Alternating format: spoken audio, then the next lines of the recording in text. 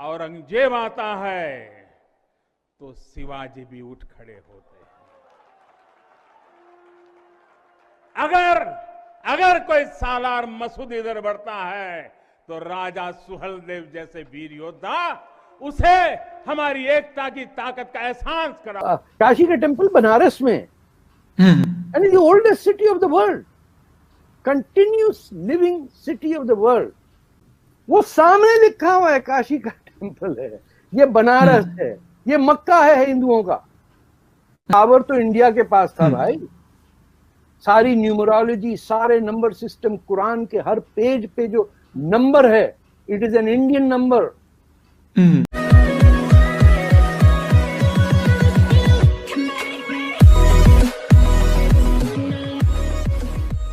नमस्कार दोस्तों, यहाँ पर काशी विश्वनाथ की बात हो रही है कि काशी विश्वनाथ के अंदर जो मतलब कि हम सबको पता है ये जो राम मंदिर बन रहा है, वहाँ पर भी बाबरी मस्जिद इसीलिए बनाई क्योंकि हिंदुओं को पिंच किया जाए बार बार कि देखिए आपकी सबसे रिलीजियस बड़ी प्लेस जो one of the holy place है हिंदुओं के लिए, वहाँ पर हम क्या कर रहे हैं।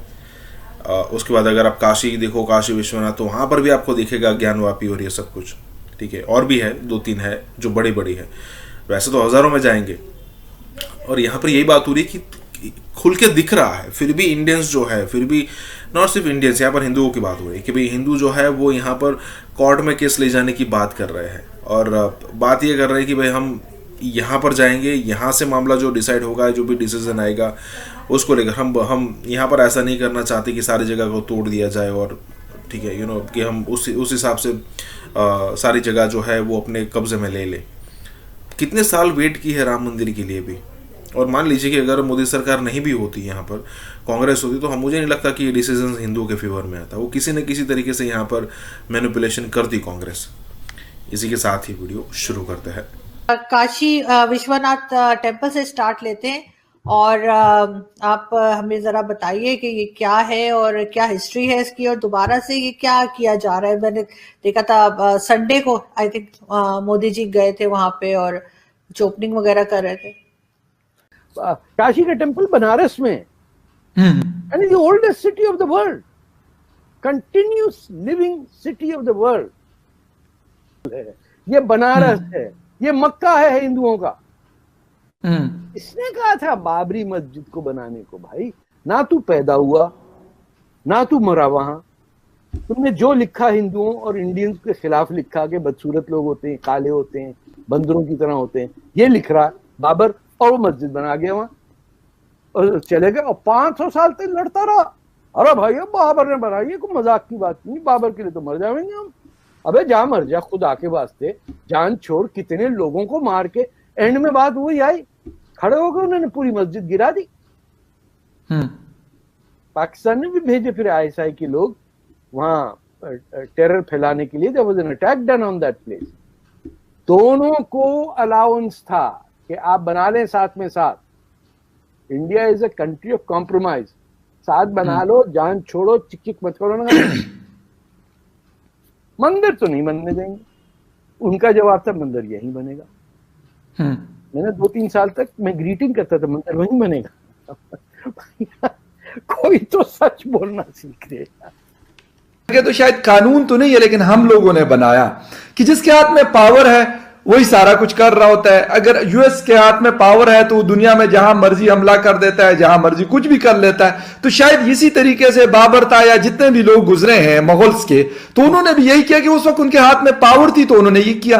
अब पावर बैक टू द मतलब हिंदू कम्युनिटी या जो बीजेपी है या जो भी है, तो अब उन्होंने वही मतलब उसको रिवर्स कर रहे हैं। पावर तो इंडिया के पास था भाई, सारी न्यूमरोलॉजी, सारे नंबर सिस्टम, कुरान के हर पेज पे जो नंबर है, it is an Indian number. लेकिन को कुरान पढ़े तो उससे समझ में आए ना। तो अच्छा, कुरान को गलत ऑर्डर में दिया एक, तो फिर उसके 30 पारे बनाए और फिर 30वां पारा पहले पढ़ा दिया जो सबसे और झूम झूम के पढ़ रहा है। भाई तू पढ़ क्या रहा है? अगर इकरा पहला लफ्ज है कुरान का, तो वो कुरान के अंदर पहला लफ्ज क्यों नहीं है? दिन काशी से मुसलमानों का कंट्रोल हटेगा, जिसे साउथ अफ्रीका में कहते हैं ट्रूथ एंड रेकन्सिलिएशन। जुल्म करने वाला, माइनॉरिटी रूल रखने वाला पहला एडमिट करता है, ट्रूथ एस्टैब्लिश करता है, फिर विक्टिम पार्टी रेकन्साइल करती है। ये मंदिर तोड़ने के बाद हिंदू को गाली दे रहे हैं। वो हिंदुइज्म का जो बेसिक फलसफा है, नॉट टू क्रिएट ट्रबल, उससे पूरा एडवांटेज उठाया हमारे गांधी साहब के जी के जो गुंडा साहब के, अरे डरपोक सब्जी खाता है ना। एक अजीब मेंटालिटी है कि ये सब्जी दाल खाता है, ये तो कमजोर होगा, इसीलिए पूरा अमेरिका सब्जी दाल खाने के चक्कर में पड़ा हुआ इस वक्त, टू सेव द वर्ल्ड। ये खा रहे हैं। आप पूरी दुनिया में कोई नहीं खाता भैंस का गोश्त, मुसलमान, ना अफगानिस्तान में, ना बांग्लादेश में, ना इंडोनेशिया में, हर जगह prophet Muhammad said this animal is there for you to get milk, do not eat the cow, it is poison for you. आपने क्या कहा? अरे भैया भाई हिंदू को भी चढ़ाना है, हिंदू का भी मुकाला करना, मैं काटे। अरे भाई तो बकरे खा ले जितना खाना है, तेरे पास पैसे इतना कहाँ है जो तू बकरे खाएगा?